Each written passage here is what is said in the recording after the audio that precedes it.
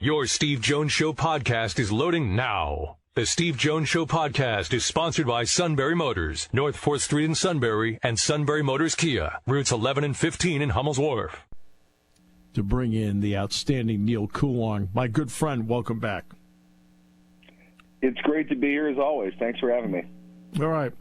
Arthur Smith goes from the Falcons, now is the offensive coordinator for the Steelers. Your thoughts on that move? That I wanted them to hire. I didn't think that it would work out. The Steelers have something of a pattern of chaos when it comes to coordinators anyway, but we've seen the outside hire be somebody with a very similar resume to Arthur Smith. And by that, of course, I mean Todd Haley, right. Somebody who amazingly turned around in popularity over the last 2 years in Pittsburgh. Smith has the bona fides in the NFL of coordinating pretty strong offense. And the thing that I hung my hat on this offseason in suggesting it wasn't long into the offseason when Smith got fired. It was more of whatever it is that happened in Atlanta, make the argument that some guys just are coordinators. They're not head coaches. They're completely different jobs. People think that, the head coach automatically means he's the best at everything that he's doing. That's not how leadership works. That's not how management works. Arthur Smith, when he was in charge of the offense in Tennessee, he had, in my opinion anyway, up to the point that he took over, a mediocre quarterback.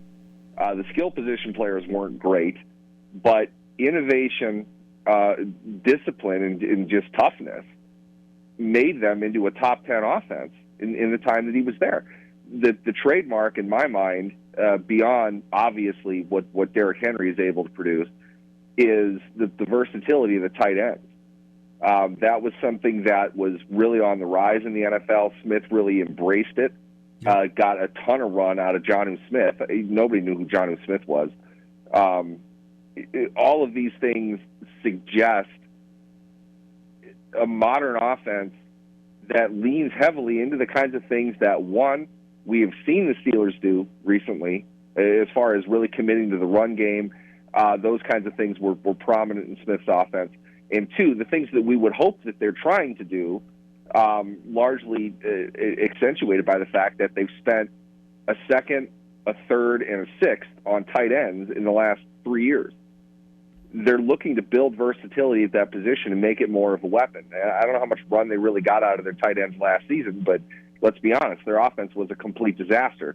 Smith has good experience and proven success working with the kinds of things that the Steelers can boast as strengths, except they've got an explosive element at wide receiver to go along with it. Now, is this really all that different from those Tennessee teams? I mean, we're not going to compare it down to every blade of grass on the field, but you've got a middling quarterback. I'm sorry, that's just what, whoever it is, that's what their option is going to be, a quarterback. You got that right. They've got a running back that might not be Derrick Henry, but who is. He can be a successful NFL back. In fact, he's got two of them. They have an offensive line that they've added to and are going to have to add to again this offseason. It's the right fit, in my opinion. And it's not surprising to me that that's who they were going to go with, outside of the fact that I didn't think the Steelers would want to hire him necessarily. But I think schematically, for where their roster is today, for what the Steelers typically want to do, how they want to play the game, Smith makes a ton of sense. And the reaction to this, from what I'm seeing so far, is it's insanely negative, and I don't really understand why. You added another head coach, somebody with that experience. Most head coaches are failures, just to point out, but being in that chair and understanding every element of a team and how a staff works, adding that experience to everybody else is only going to be beneficial for you. It's the hire they needed to make, in my opinion, and it's the right one. Now, can coaches foul up something? Yes, but unfortunately, in a world where coaching, scheme, things like that are fancy words used at the party to make everybody make you think that you know what you're talking about. The bottom line is personnel. Does he have the ability to look at his personnel and say this is what they can do and what they can't do? And the part that fans can accept that make the criticisms is they don't understand there are certain guys they can't do things. Right? They think everybody can do everything. They can't. Yeah, they don't seem to like overall that you're not able to put Patrick Mahomes under center. Yeah. And you're not able to have Kyle Shanahan scheme up what we thought was a fairly mediocre profile within a quarterback and make him a conference champion. I understand all of that. I'm certainly not going to suggest that that's the kind of impact that Arthur Smith can have, but at the same time, you're looking at the polar opposite of what they were trying to do with Matt Canada, and this goes in a direction that carries with it the credibility of somebody who's done this before. There's no way, Najee Harris is a smart guy. There's no way Najee Harris is not looking at this and saying, I can work with a guy like this. He gets what I do. This is good for me. And I think as, largely a prominent member of the team, if not a backbone of the team, the Steelers' offensive line as well as the running back should be very excited about this. Now, what does that tell you? It may come as a surprise, but the Pittsburgh Steelers, as an organization, really want to run the football. Now, we spend another show talking about whether that's a great idea or not. What I know is I just watched 2 conference championship games that if either losing team was more successful or more willing to run the ball, I think perhaps they would have flipped the results. Yep. You need to run the ball. You can't just completely ignore the run unless you want to score 10 points at home in a conference championship game. You have to be able to run the football. And that's not just simply hand the ball off and let your running back go do what he does. I remember Barry Sanders too. Everybody in my generation can see Barry Sanders making hay out of absolutely nothing on the field. Barry Sanders doesn't exist. Okay, he's not even human. He's not in the NFL. He's not Najee Harris. All due respect to Najee Harris. You have to have a scheme that works. And to have that scheme, you have to teach, you have to communicate, and you have to drill. Those are 3 things that Smith did clearly in Tennessee. Now, he had horses on his offensive line. I don't think that can be taken away. We can bring up Mike Munchak if we need to go there as well. But the reality is they have the desire to build a team in a way that I think looks very similar to what Tennessee did. In fact, I said that at the time a couple of years ago. Arthur Smith seems like he came from Pittsburgh. This is very much how the Steelers would want to play football in the modern day.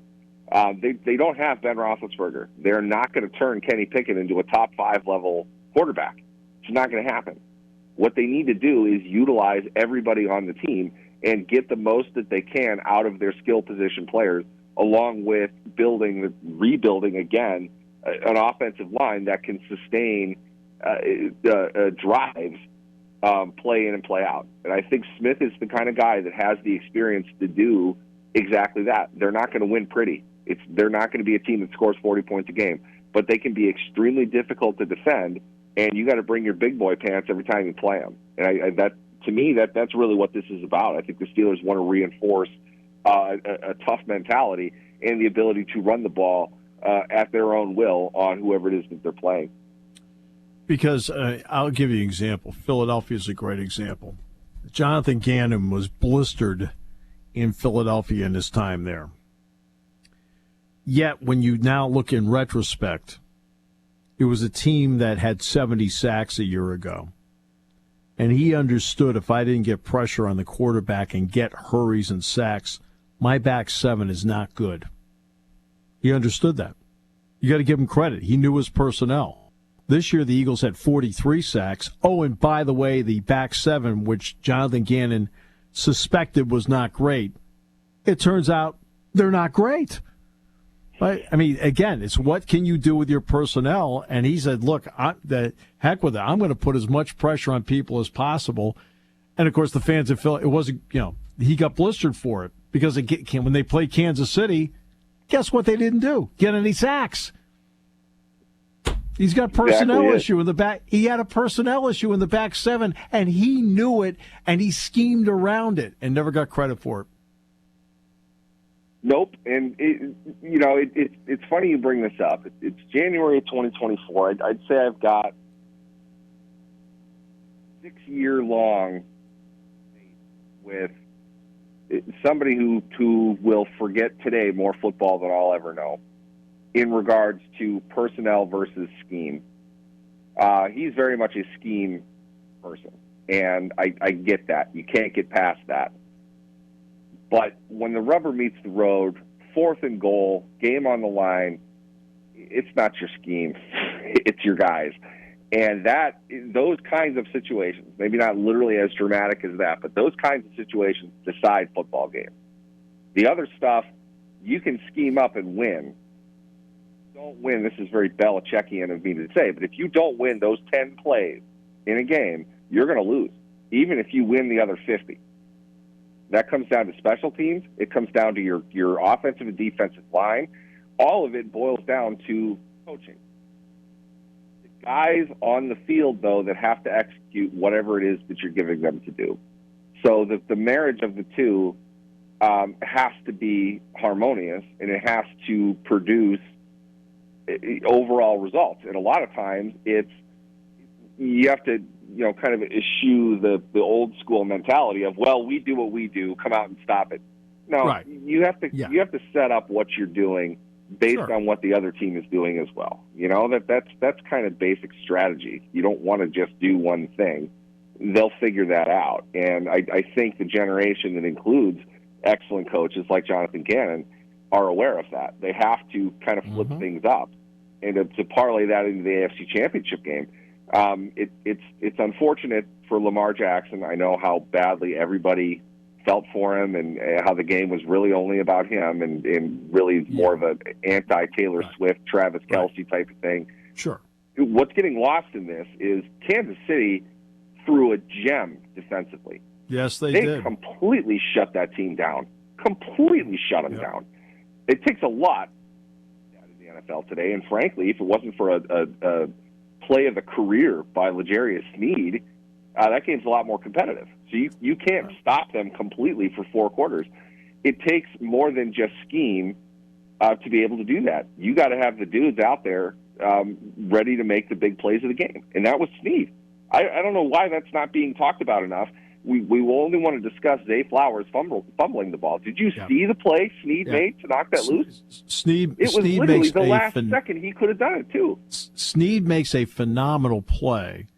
Here is my criticism of Zay Flowers. You can tell the guys that have never in their life played in a big game. And with all due respect to Boston College, he didn't play in any big games. So what does he do? He taunts a guy and gets a penalty when they have the ball at the 7-yard line.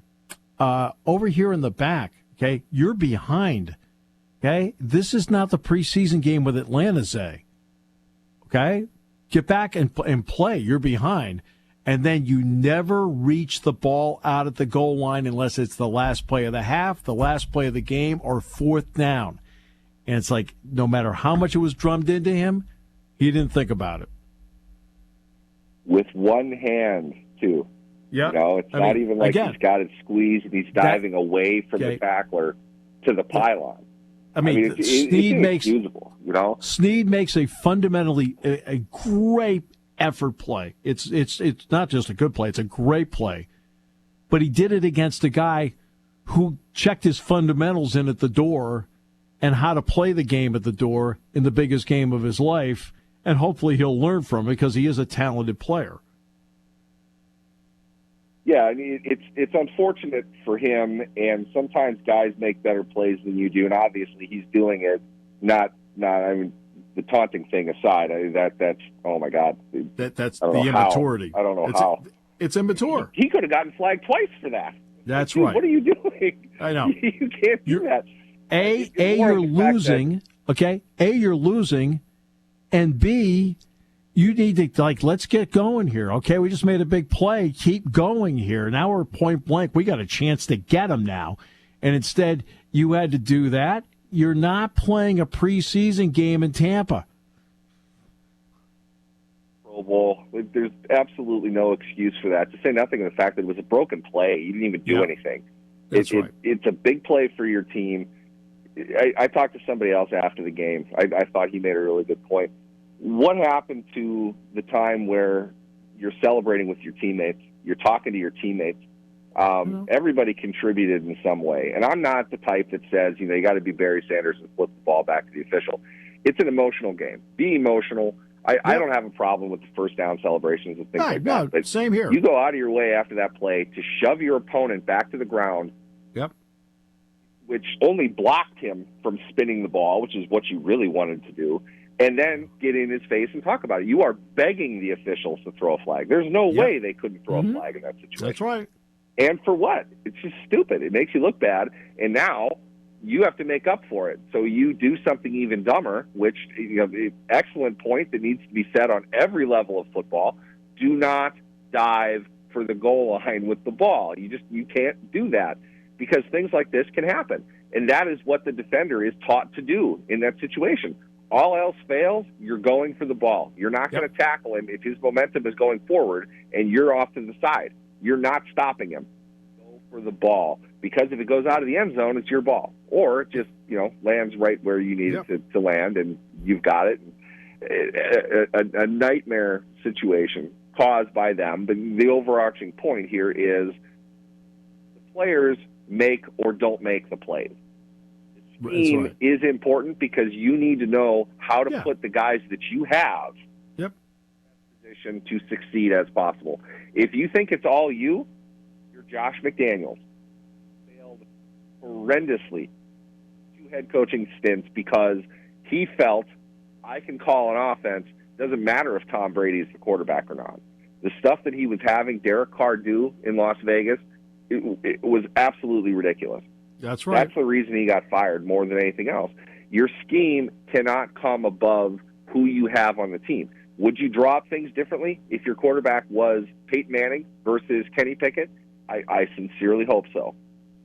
You can't just say, this worked with Peyton Manning, therefore it's going to work with everybody else. Thank you, Adam Gase. Look at his career. Whatever happened to that? You have to be able to mold what you have. And getting back to Smith, that's the key thing. Analyze what you have right now. Give your recommendations. Give your suggestions, things that you want to be added to the team because we want to do this and that and the other thing. That's all good, but you have to draw it up based on what's there. He doesn't walk around with a magic playbook of all these things that he's going to do. They rewrite the whole thing.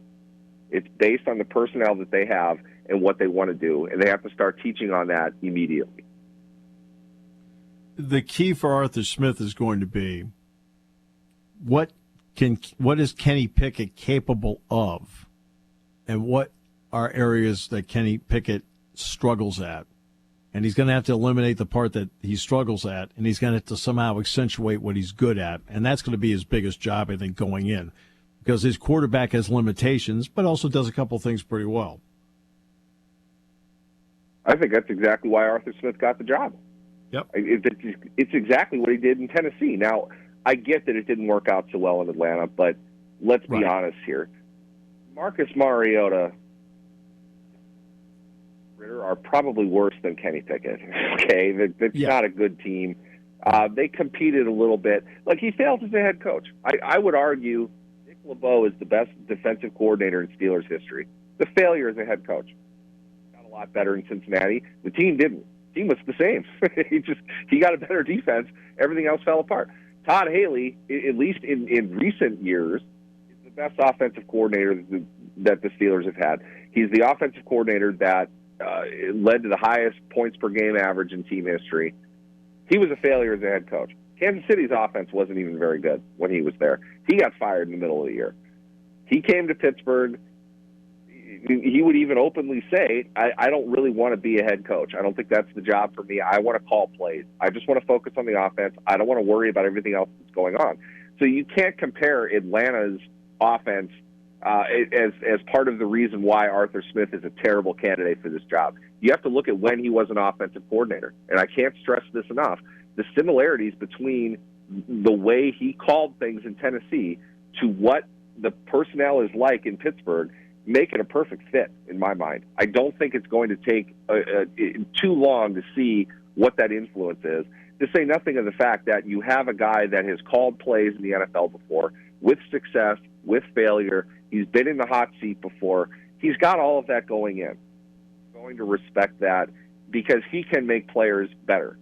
You know, I'm going to focus a ton on Najee Harris, and I shouldn't, but this guy coached Derrick Henry over some of the best years of his career. He's a Hall of Fame player. Yep. A good coach to have on your side. Pat Freiermuth, Washington, Connor Hayward, look at what they did with tight ends in doses. Yep. The versatility of all of them. He got a lot of those guys paid, okay, because the value that they had in Tennessee looked to be translated elsewhere. And, you know, they paid Jonnu Smith, but the other guys they didn't pay. They went elsewhere and got more money. That's what Freiermuth should be looking at right now. He can be a 3-down tight end. He can be that type of player. Yeah. Washington needs to build and continue to grow. I think they drafted him knowing that, but it's a new day for him. Hayward is probably the best example of it because he's the most versatile out of all of them. You've improved 3 of your players that played significant snaps last year. They could actually run 12 personnel and look like they know what they're doing. They might line up correctly. How about that? How many times did that fail to happen last year? 6? Like 10 the year before that? Right. They're going to get a much stronger level of discipline, I think, than what they had in the past. And I can't stress enough, he is an excellent hire for what they are today and for what they continue to want to be as a franchise. Always great, fun conversation. Thank you, my friend. Appreciate you so much. Absolutely. Thanks for having me. Neal Coolong joining us on the show today.